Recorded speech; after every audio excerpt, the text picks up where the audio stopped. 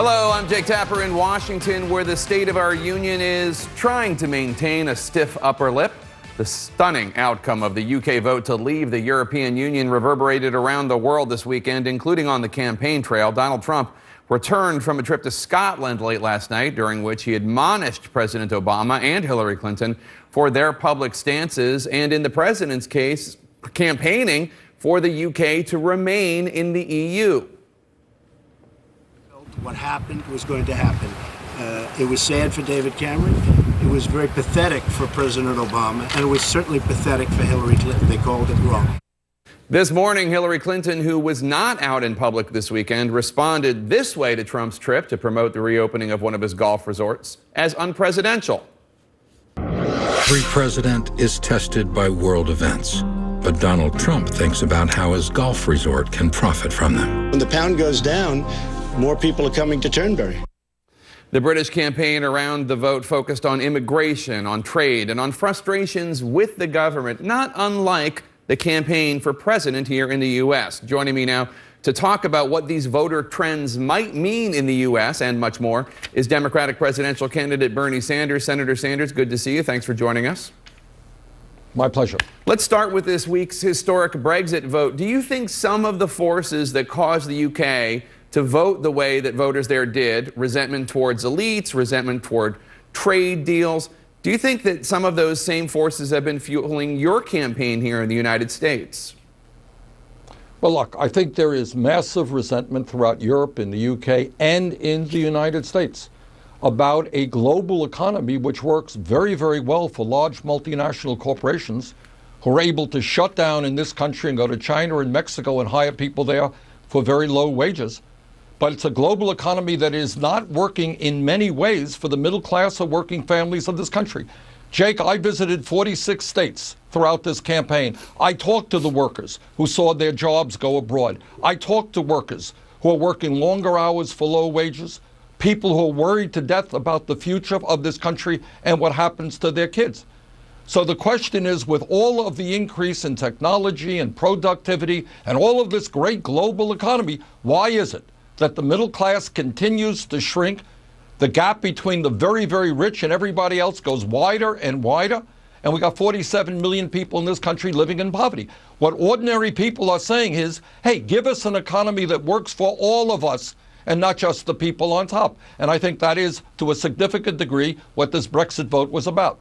Donald Trump, I know you disagree with him on a lot, but you do have some overlap when it comes to talking about the elites in Washington and opposition to trade deals. Mr. Trump says he sees a great parallel between the Brexit vote and his own campaign. Does it give you any moment of pause and alarm you about the possibility that Mr. Trump might win in November? No, I don't think Mr. Trump is going to win, because I think the American people understand that it's absurd for a billionaire to be campaigning on giving hundreds of billions of dollars in tax breaks to billionaire families like his own. The American people understand what Trump does not understand, that climate change is very, very real, that it threatens our country in the entire world, that Mr. Trump is not right when he tells us what every scientist in the world acknowledges: climate change is real, and we have to transform our energy system. And most importantly, after all of the decades and decades and centuries of struggle that we have had in this country to combat discrimination, whether it is race or whether it is gender, to have a candidate for president going around insulting Mexicans and Latinos and Muslims and women and African Americans, that is not the candidate that the American people are going to support in November.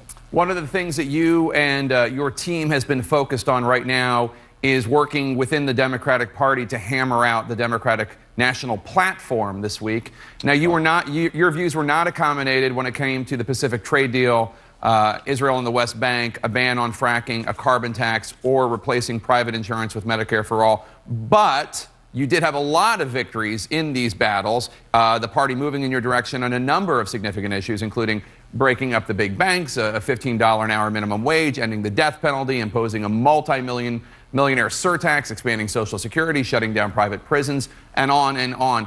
Are you ready to declare victory, embrace the platform, and endorse Hillary Clinton as a nominee?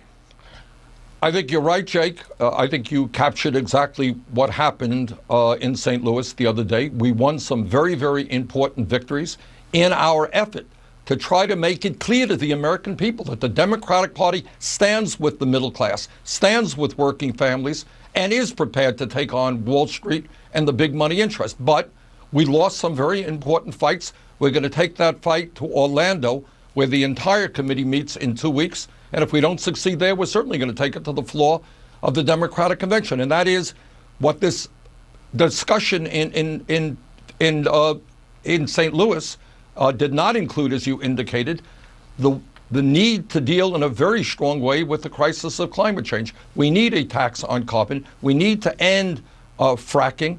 We need to be very, very clear that the minimum wage must be raised to $15 an hour. In my view, we need a Medicare for All single-payer program. So we have made some good gains, and I want to thank all of the people who participated in that process. We have more to do.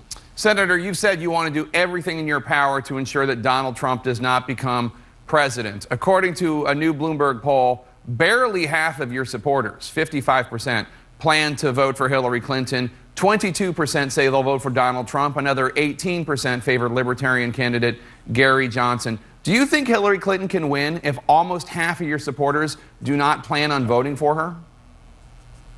You know, we got a long, long way to go to Election Day. And the world changes, as you know, every week.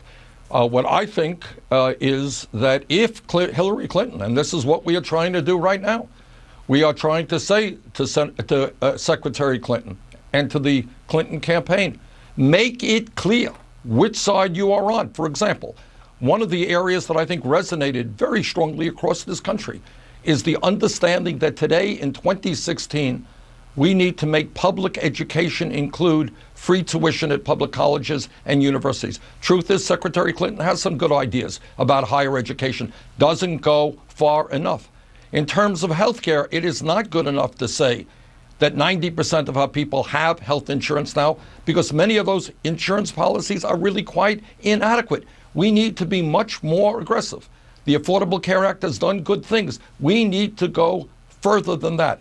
So I think right now what we are doing is trying to say to the Clinton campaign, stand up, be bolder than you have been, and then many of those voters, in fact, may come on board. Listen to what you said on Friday when you were asked if you will vote for Hillary Clinton in November.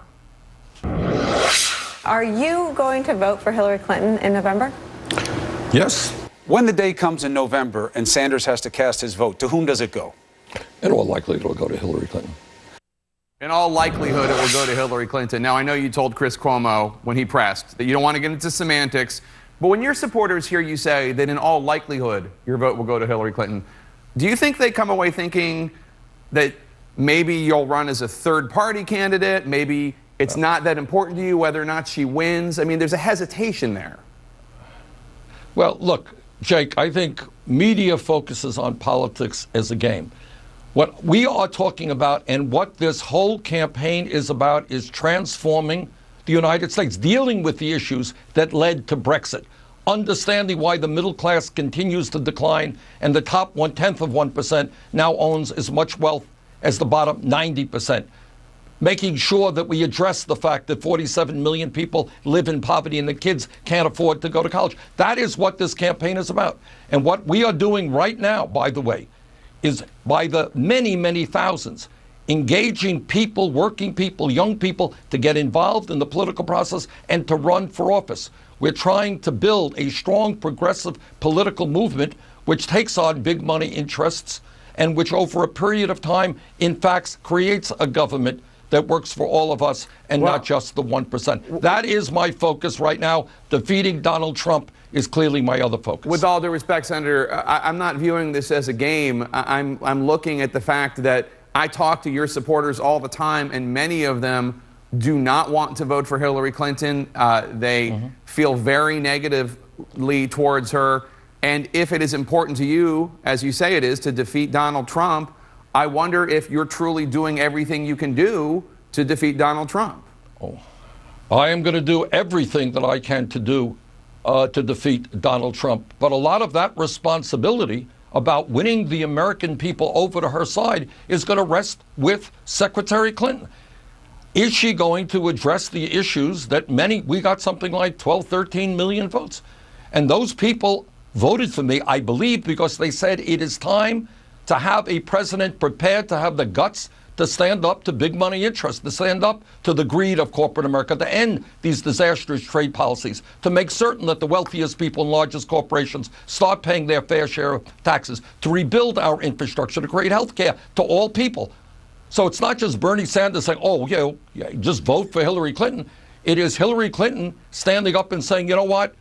These are the things we need to do. And if she does the right thing, I am absolutely confident that the vast majority of my supporters will vote for her. And that is the process we are engaged in right now. We're working on the Democratic platform. We are talking to the Clinton campaign. And I hope very much that Secretary Clinton understands that not only is it good public policy, it is the right thing to do. It is good politics to begin to move in that direction. Senator Bernie Sanders of Vermont, thanks so much for joining us. Always a pleasure to have you on, sir.